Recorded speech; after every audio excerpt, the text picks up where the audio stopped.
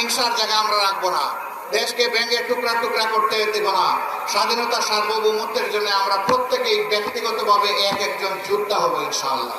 কাজে এই যুদ্ধ আমাদের দেশে 2.5 লক্ষ 5 লক্ষ নয়, 10 লক্ষ নয়, আমাদের দেশে যুদ্ধ আশঙ্কা হচ্ছে কমপক্ষে 10 কোটি। কারণ আমাদের মেয়েরাও যুদ্ধ করেছে না, কমপক্ষে 10 কোটি প্রাপ্তবয়স্ক মানুষ এই দেশে আছে।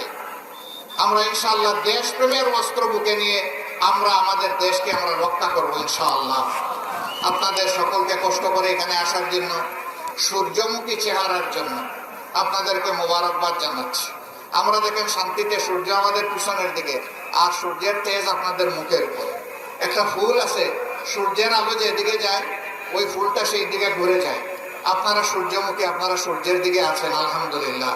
এই ফুলগুলা জান্নাতেও ফুল হয়ে ফুটুক, আমি দোয়া করি। আপনাদের কারণে এই বাংলাদেশ হয়ে জান্নাতময় হোক।